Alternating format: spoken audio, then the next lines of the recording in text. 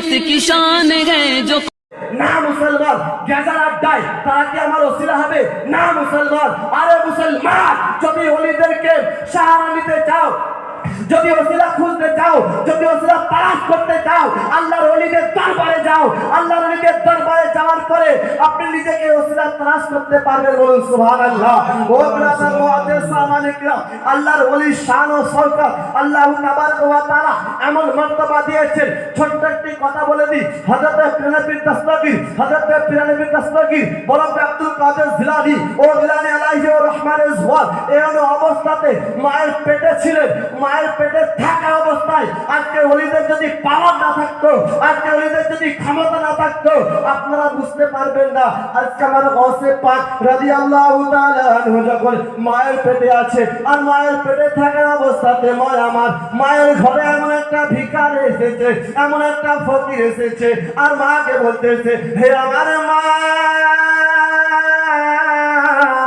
আজকে আমি তোমার ঘরে ভিক্ষা করার জন্য এসেছি, আজকে আমাকে কিছু দান ও সদকা করো। উম্মুল খায়র ফাতিমা রাদিয়াল্লাহু তাআলা আনহা ঘর থেকে বাইরে হয়ে এসে দেখতেছে আমার ঘরের উঠোনের সামনে একটা ফকির হাতে ঝোলা নিয়ে দাঁড়িয়ে আছে। বসে পাখির মা ঘর থেকে দেখতেছে আমার বাড়ির সামনে একটা ফকির যেন হাতে ঝোলা নিয়ে দাঁড়িয়ে আছে। আর উম্মুল খায়র ফাতিমা তখন কি করলো, তখন সঙ্গে সঙ্গে ঘর থেকে কিছু চাল নিয়ে আসলো। আর চাল নিয়ে আসার পরে তখন সেই ফকির বলে, আমরা জান আজকে আমি 2 দিন হয়ে গেল আমার পেটে কোনো খাবার পড়েনি, আজকে 2 দিন হয়ে গেল আমার পেটে কোনো খাবার পড়েনি। হে আমার আম্মা যদি আমাকে তোমার ঘরে কোনো খাবার থেকে থাকে, মা আমাকে একটু খেতে দাও, আমার খুব খিদা পেয়েছে। উম্মুল খায়র ফাতিমা রাদিয়াল্লাহু তাআলা আনহা ঘরের দিকে চলে গেল, বলতে ঠিক আছে বাবা একটুখানি দাঁড়িয়ে পড়ো। উম্মুল খায়র ফাতিমা ঘরের দিকে চলে গেল। ঘরের দিকে যাওয়ার পরে যেন 2খান রুটি ছিল, সেই 2খান রুটি নিয়ে এসে ফকিরটাকে দিল। আর যখন ফকিরটাকে হাত বাড়িয়ে নিতে গেল, আমার উম্মুল খায়র ফাতিমা এত পর্দাশীল ছিল, এত নেককার বান্দি ছিল, এত পরিষ্কার ছিল, ও দুনিয়ার কোনো মানুষ আমার উম্মুল খায়র ফাতিমার চেহারা দেখিনি। বলুন সুবহানাল্লাহ। ও বিরাদার মুআদ্দিস সামানে কিরাম, উম্মুল খায়র ফাতিমা যখন রুটিগুলো দিতে গেল সেই ফকিরকে, ফকিরটা সঙ্গে সঙ্গে উম্মুল খায়র ফাতিমার হাতের নখটাকে সামান্য দেখে ফেললো। আর যখন দেখে ফেললো, দেখে ফেলার পরে যেন সেই ফকিরটার নিয়তটাই গোলমাল হয়ে গেল। এখনই মাওলানা বলে গেল যে নিয়ত হচ্ছে কি আপনার ইমানের অঙ্গ, তাই বলছে কি ইন্নামাল আমালু বিন্নিয়ত, নিয়ত ঠিক করো। বিরাদার মুআদ্দিস সামানে কিরাম, হুজুর গৌসে পাক রহমাতুল্লাহ হাতের নখটাকে একটু যখন দেখে ফেললো, আমার গৌসে পাক মায়ের পেটে আছে, আমার গৌসে পাক মায়ের গর্ভে আছে। ও গৌসে পাক মায়ের পেটে থাকা অবস্থায়, মায়ের গর্ভে থাকা অবস্থায় যখন সে ফকিরটা নিয়তটা খারাপ হয়ে গেল, চোখ অন্যদিকে চলে গেল, নজর অন্যদিকে চলে গেল, আর আমার গৌসে পাক মায়ের পেট থেকে আর থাকতে না পেরে মায়ের পেট থেকে বাঘের রূপ ধারণ করেছে, ফকিরটাকে ধ্বংস করে দিল। বলুন সুবহানাল্লাহ, সুবহানাল্লাহ। এবার আপনারা বলেন যে ওলিদের শান নাই, ওলিদের ক্ষমতা নাই। বিরাদার মুআদ্দিস সামানে কিরাম, আমি শুধু কয়েকটা কথা আপনাদের একটু একটু করে বলে যাব। এমন অবস্থাতে আমার গৌসে পাক আজকে যদি জীবনী বলতে যাই, দিন শেষ হয়ে যাবে, রাত শেষ হবে, জীবনী শেষ হবে না। তাই কয়েকটা ছন্দ বলি। আমার গৌসে পাক রাদিয়াল্লাহু তাআলা আনহু যেমন এমন অবস্থাতে একটা নদীর ধারে যেন বসে আল্লাহর জিকির করতেছে, আল্লাহু আল্লাহ জিকির করতেছে, আল্লাহর প্রেমে মশগুল হয়েছে। আর এমন অবস্থাতে সামনের দিকে তাকিয়ে দেখে এমন একটা বৃদ্ধা মা, এমন একটা গর্ভধারিণী মা কান্না করতেছে, আল্লাহকে বলতেছে, রব্বুল আলামিন, এ মালিক ও বান্দে নওয়াজ, এ পরওয়ারদিগারে আলম মাওলা, আজকে তোমার নবীর সুন্নাত মোতাবেক আমার সন্তান বিবাহ করতে গিয়েছে, শাদী করতে গিয়েছে, কিন্তু জলে গভীরে আমার সন্তান ছেলে বউ ডুবে গেছে। আজ 11 বছর হয়ে গেল আমার সন্তানকে ফিরে পেলাম না, আজ 11 বছর হয়ে গেল আমার ছেলে বউকে ফিরে পেলাম না, আজ 12 বছর হয়ে গেল আমি ছেলে বউকে ফিরে পেলাম না। এরকম ভাবে যখন কান্না করতেছে, আমার গৌসে পাক রাদিয়াল্লাহু তাআলা আনহু কানে আওয়াজ চলে গেছে। গৌসে পাক রাদিয়াল্লাহু তাআলা আনহু সেই জায়গা থেকে এসে সেই জায়গা থেকে এসে বুড়িমাকে জিজ্ঞাসা করে, হে বুড়িমা তুমি কেন কান্না করো, তুমি কেন চোখের পানি ফেলো, তুমি কেন অঝরণে কান্না করে? বুড়িমা বলে, এ বেটা রে, আজকে আমি দুঃখে কান্না করি। আজকে আমি মা, যেই মা 10 মাস 10 দিন আমার ওই সন্তানকে পেটের মধ্যে ধরেছিলাম, আমি আমার যেই মা, আমি নিজের সন্তান আমার বুকে দুধ খাইয়ে যাকে মানুষ করেছি বেটা, আজকে আমার সেই সন্তান এই নদীর তীরে নৌকা বয়ে বিবাহ করতে গিয়েছিল, আর আমি মা আমার সন্তান যখন ছেড়ে বউ নিয়ে বাড়ি ফিরতেছিল এই নদীর গভীরে আমার সন্তান ডুবে গেছে। আজ 12টি বছর হয়ে গেল আমার সন্তান ফেরেনি।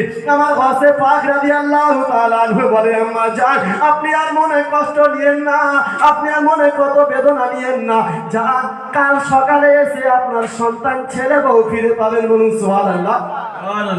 বলে বাড়ি যাও মা, বাড়ি গিয়ে আরাম করে তুমি খাওয়া দাওয়া করে ঘুমাও গা, কাল সকালে ফজরের পরে আসবে, দেখবে তোমার সন্তান এবং সাথে যেসব বরযাত্রী গিয়েছিল তোমার ছেলে বউ সকলকে তুমি ফিরে পাবে।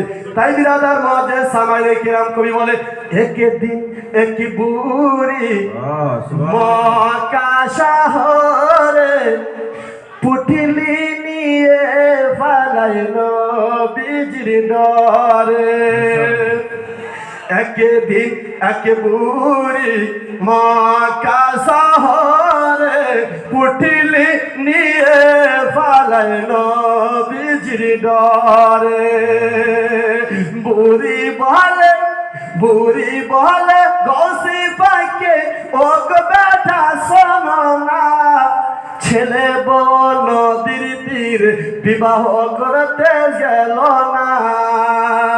বুড়ি বলে ও গো বেটা তুমি একটু শোনো না, ছেলে বউ ফিরে আর যেলো না, নৌকার তীরে মাঝি ডুবে যায় গভীরে, আমি কসহায় মা কাঁদিছি পথে পথে। বিরাদার মুআজ্জিজ সামাইনে কিরাম আমার গাছে পাক রাদিয়াল্লাহু তাআলা আনহু বলে, মা তুমি বাড়ি চলে যাও, তুমি বাড়ি ফিরে যাও, রাতে তুমি খাওয়া দাওয়া করে আরাম করো গা, নিশ্চিন্তে ঘুমাও গা, কাল ফজরের নামাজের পরে এসে তুমি তোমার সন্তান ছেলে বউ ফিরে পাবে। ও বুড়ি মা আনন্দে খুশিতে আত্মহারা হয়ে গিয়ে বাড়ির দিকে যখন ফিরে আসলো, বাড়িতে চলে আসলো, বাড়িতে আসার পরে রাত কখন হবে, রাত কখন হবে মনে মনে চিন্তা করতেছে, রাত কখন শেষ হবে, রাত কখন শেষ হবে, ফজর কখন শুরু হবে, এরকম করে করে রাতে ঘুমিয়ে পড়লো। ফজরের আজান হলো মসজিদে, আশহাদু আন্না মুহাম্মাদুর রাসূলুল্লাহ, এই যখন মুয়াজ্জিন আজান দিতেছে মা বুড়ির কানে আওয়াজ গিয়েছে ফজরের আজান হয়ে গেছে। তাড়াতাড়ি ঘুম থেকে উঠে নামাজ আদায় করলো। নামাজ আদায় করার পরে আল্লাহর ওলির কারামত দেখতে, আল্লাহর ওলির খাস কারামত দেখার জন্য ও বুড়ি মা আত্মহারা হয়ে গিয়ে খুশিতে নিজের মনকে বুঝাইতে পারে না, নদীর দিকে চলে আসে। আর নদীর দিকে তাকিয়ে, সামনের দিকে তাকিয়ে দেখে একটা সোনালী কালারের নৌকা তার বরযাত্রী সমেত যেন করে বিয়ের নৌকা বয়ে আসছে। বলুন সুবহানাল্লাহ। ও বিরাদার, আল্লাহর ওলির ক্ষমতা হলো কি এটা, আল্লাহর ওলির পাওয়ার হলো কি এটা, আল্লাহর ওলির মার্তবা হলো কি এটা। বুড়িমাকে কথা দিয়েছিল, বুড়িমাকে বলেছিল তুমি তোমার সন্তান ছেলে বউ ফিরে পাবে, যেন সন্তানকে ফিরে পেলো, ছেলেকে ফিরে পেলো, বউকে ফিরে পেলো, নৌকা ফিরে পেলো, গ্রামবাসী ফিরে পেলো। তখন মা আল্লাহর কাছে সিজদা করতেছে, ওই রব্বুল আলামিন মাওলা যে গসে পাক বলেছিল যে সমস্ত ওলিদের গর্দানে যার পা রয়েছে, ব্রাদার সে গসে পাকের কথা কোনদিন মিথ্যা হতে পারে না। ব্রাদার মুআজ্জিজ সামাইনে কিরাম, সে গসে পাকের কথা কোনদিন মিথ্যা হতে পারে না। আর শুধু গসে পাক নয়, আজকে সমস্ত আল্লাহর ওলিদের যদি নিগাহে কারাম থাকে তো খাস আল্লাহর রহমত রয়েছে। বলুন সুবহানাল্লাহ। ব্রাদার আজকে যে আপনারা এই দরবারে এসেছে, এইখানে বসে আছে, কার জন্য? আপনার ক্ষমতা আছে, আমার ক্ষমতা আছে, আমার কেন আমার বাপের ক্ষমতা নাই এই জায়গাতে আসার। আমার বাড়ি হচ্ছে কি নদিয়া ডিস্ট্রিক্ট, আমি ইমামতি করি বর্ধমান ডিস্ট্রিক্ট। আজকে আল্লাহ যদি না চায়, আজকে আল্লাহ যদি আমাকে না চায় যে এই জায়গা থেকে আমি মিলাদ করে বক্তা দিয়ে শেষ করে আমি বিরুনি মসজিদে ফিরে যাব, এটা আমার কোনো ক্ষমতা আছে? কোনো ক্ষমতা নাই, আমার কোনো পাওয়ার নাই, সবই হচ্ছে কি আল্লাহ। তো বিরাদার মুআজ্জিজ সাহাবায়ে কেরাম, আল্লাহর ওলির শান হচ্ছে কি এইটাই, আল্লাহর ওলির শান ও শওকত হচ্ছে কি এটাই। তো বিরাদার একবার যদি পাঠ প্রদর্শন করব, আল্লাহুম্মা সাল্লি আলা সাইয়্যিদিনা মাওলানা মুহাম্মদ ওয়া আলা আলি সাইয়্যিদিনা মাওলানা মুহাম্মদ সাল্লাল্লাহু তাআলা আলাইহি ওয়াসাল্লাম। আলহামদুলিল্লাহ।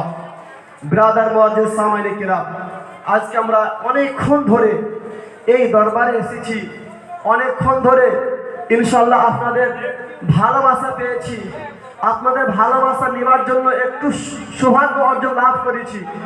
আজকে আমি বিদেশি বা অন্য কোনো জেলার মানুষ হলেও যদি আপনাদের ভালোবাসা না থাকতো আজকে আমি এখানে পৌঁছাতে পারতাম না।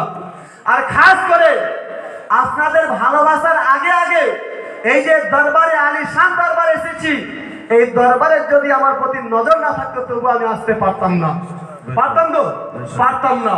তাই ব্রাদার মুআজ্জিজ সাহাবায়ে কেরাম, আজকে এই দরবারের জন্য যদি আমরা আসতে পেরেছি, এই দরবারে এসেছি, আর এই শুধু দরবারে নয়, এই দরবারে এসে যতজন মানুষকে দেখছি, যতজন আমার মা ও বোনেদেরকে দেখছি, যতজন আমার আপা ও ভাইদেরকে দেখছি, এই মাহফিলের মধ্যে যদি আমরা আল্লাহর কাছে দোয়া করি, এই আলিশান দরবারের জন্য ওসিলা দিয়ে যদি দোয়া করি, আল্লাহ তাবারক ওয়া তাআলা বলল, ওয়াবতাগু ইলাইহিল ওয়াসিলা, তালাশ করো ওসিলা, ওসিলা খোঁজো। হে আমার বান্দা, আজকে দুনিয়ার বুকে যদি তোমাদের কোনো ওসিলা দিয়েছি, আজকে আমি জন্ম নিয়েছি, আমার বাপ হচ্ছে কি আমার ওসিলা, আজকে যে আমি জামা পরেছি আমার শরীর হচ্ছে কি আমার ওসিলা, আজকে আমি মাথার টুপি পরেছি মাথা হচ্ছে কি আমার ওসিলা, আজকে যে আমি ওয়াজ করছি, এই মাইকে ওয়াজ করছি, কান হচ্ছে কি আমার ওসিলা। ও ব্রাদার মুআজ্জিজ সাহাবায়ে কেরাম, আজকে আল্লাহ তাবারক ওয়া তাআলা ঠিক সেরকম ভাবেই বলল, ঈমানকে মজবুতি করো, ঈমানকে আঁকড়ে ধরো, আল্লাহর ওলিদের শানকে শওকতকে বাড়িয়ে দাও, আল্লাহর ওলির শান ও শওকতকে আঁকড়ে রাখো। তো ব্রাদার মুআজ্জিজ সাহাবায়ে কেরাম, আজকে আমরা দুনিয়ার বুকে আল্লাহর নবী পেয়েছি, আল্লাহর রাসূল পেয়েছি, আল্লাহর ওলি পেয়েছি, আহলে বায়ত পেয়েছি, আমরা অনেক আউলিয়াদের পেয়েছি। এবার একটা আপনাদেরকে প্রশ্ন করব, এর আগে আমাদের ইমাম এক মাওলানা বলে গেল যে ওলি থেকে এই আলী থেকে ওলি হয়, তাই তো বাবা? আলী থেকে ওলি হয়। যদি আমরা ওলি মানি আলী মানা হবে, যদি আমরা ওলি মানি আলী মানা হবে। এবার আপনারা বলেন তো বাবজি ভাইরা, আমার হোসেনে পাক রাদিয়াল্লাহু তাআলা আনহুর ওলিকে পীরকে, আমার হোসেনে পাকের পীরকে ইমামে হাসানে পাক, ইমামে হাসানে পাক। তো বিরাদার মুআজ্জিজ সাহাবায়ে কেরাম, আজকে যদি আমার হোসেনের পাক ও তিনিও পীর ধরেছে, আজকে যে আমরা সেজদা নামা পাই, পীরের দরবার থেকে সেজদা নামা দেওয়া হয়, দেখবেন বিভিন্ন জায়গাতে আহলে সুন্নাত ওয়াল জামাতের জায়গাগুলোতে যখন আমাদের ঘরে ঘরে আমরা মারা যাই, আমরা মরে যাই, আমাদের পীরের দরবার থেকে, আমি জানি না আপনাদের দরবার থেকে দেয় কি, আমার দরবার থেকে দেয়। যখন আমার দরবারে কেউ মারা যায়, আমার পীরের দরবার থেকে একটা সেজদা নামা দেওয়া হয়েছে, সেই সেজদা নামাটা কাফনের ভিতরে দিয়ে দেওয়া হয়, সেই সেজদা নামা কাফনের ভিতরে দিয়ে দেওয়া হয়।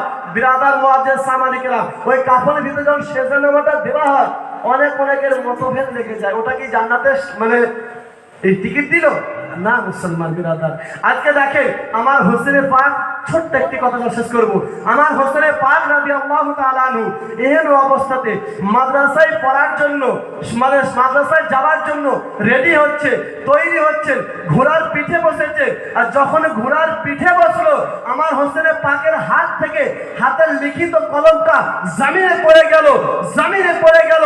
আর আমার ওই সময়তে উমরে ফারুকের সন্তান আব্দুর রহমান ছিল, আর আব্দুর রহমানকে বলছে, হে আব্দুর রহমান, ওই জমিন থেকে আমার কলমটাকে তুমি উঠিয়ে দাও, তুলে দাও। আমার হোসেনের পাকের কথা শুনে গেল, আব্দুর রহমান জমিন থেকে কলমটাকে তুলে দিল, হোসেনের পাকের হাতে দিল। আমার হোসেনের পাক কলমটাকে পরীক্ষা নিচ্ছিল, আবার নিজের ইচ্ছাকৃত ভাবে ওই কলমটাকে আবার ফেলে দিল, আবার বলে তুলে দাও, আবার ফেলে দিল, আবার বলে তুলে দাও। এমন অবস্থাতে উমর ফারুকের সন্তান বলতেছে, এ হুসেনের পাক, আজকে তুমি যে বারবার আমাকে হুকুম করতেছো, আজকে তুমি যে বারবার আমাকে ইজাজত করতেছো, আমি কি তোমার গোলাম আছি, আমি কি তোমার চাকর আছি?